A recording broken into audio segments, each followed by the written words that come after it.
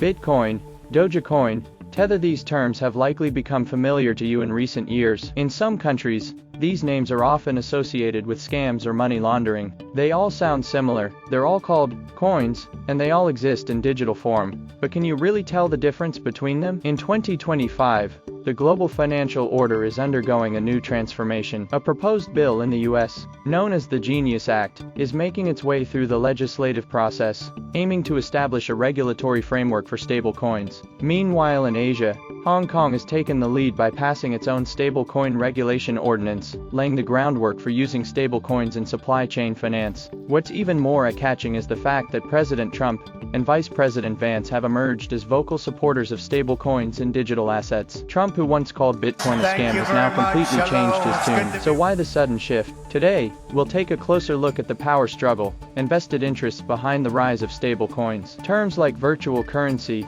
cryptocurrency, and stablecoin are often used interchangeably, but they actually represent very different concepts. Not all digital currencies are the same. Take Bitcoin, the most well-known virtual currency. Its price is entirely driven by market demand and supply. One day it rises, the next it crashes. A single tweet or news headline can double or have its value. Bitcoin has no backing, no government guarantee, no underlying assets. Its worth depends solely on belief. Stable coins, on the other hand, are a different story. Coins like USDT and USDC are specifically designed to avoid wild price fluctuations. 1 USDT is typically equal to $1 and is backed by real-world assets, cash, government bonds, or even gold. This design makes stablecoins more like a digital version of fiat currency. They're useful for cross-border transfers, online payments, or even as a hedge against volatility, something you can safely store in a digital wallet. Because of their price stability, stablecoins aren't ideal for speculation, but this very quality makes them more acceptable to governments, banks, and businesses, turning them into legitimate financial tools. On one side,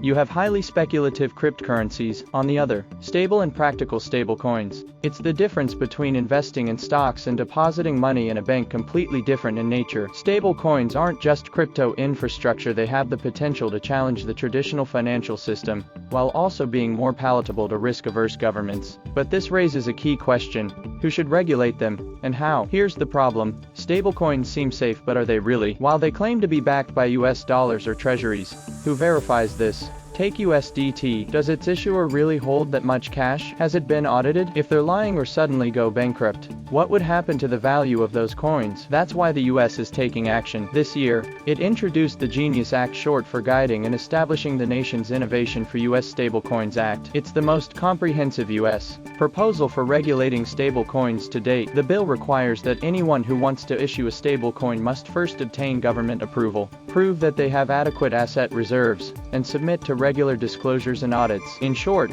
issuing stablecoins will require a license, full reserves, and transparency. It sets a high bar for stablecoins to enter the legitimate financial market. Supporters say this protects consumers and prevents fraud. Critics argue it stifles innovation and risks giving governments indirect control over previously decentralized technologies. Despite the debate, the trend is clear: the future of stablecoins will no longer be lawless, it will be increasingly regulated. The Genius Act also mandates that for every $1 stablecoin issued, there must be $1 in highly liquid assets, primarily US Treasury bonds, behind it. This design aims to funnel crypto capital into the US debt market, helping to extend the dominance of the US dollar through digital means. On May the 30th, Hong Kong officially passed its Stablecoin Ordinance, becoming the first jurisdiction in Asia to establish a full licensing and supervision framework for stablecoin issuers. This new regime requires any company operating, issuing, or trading stablecoins in Hong Kong to obtain a license from the Monetary Authority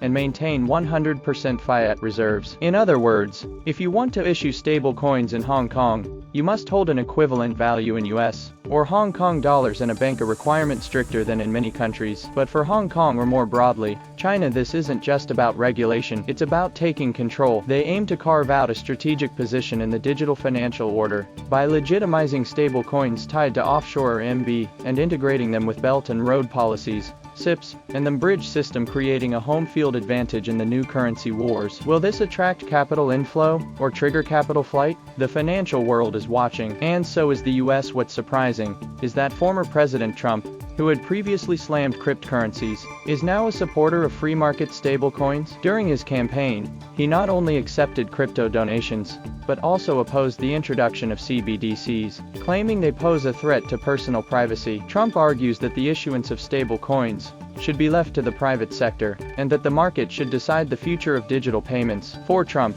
this is more than just a campaign tactic, it's a high-stakes financial gamble. Why is Trump doing this? Because he sees it clearly. Stablecoins are America's best tool in the era of deglobalization to bypass traditional banks and reassert dollar dominance, especially US dollar-backed coins like USDT and USDC, which are used billions of times each day around the world, flowing into Africa, the Middle East, and Eastern Europe, places often beyond the reach of US banks. No need for troops or IMF bailouts, just one USDT can reopen global dollar circulation. But there's more. Stablecoins might also give US treasuries a new lease on life. Trump's support may stem from the idea that USD-backed stablecoins could become the next global reserve asset, increasing global demand for treasuries. Because to issue stablecoins, issuers must hold equivalent reserves, often in US treasuries, transforming them from government IOUs into the bedrock of the digital economy. US crypto advocate David Sachs predicts that once the Genius Act passes, the stablecoin market will soar from $200 billion to several trillion,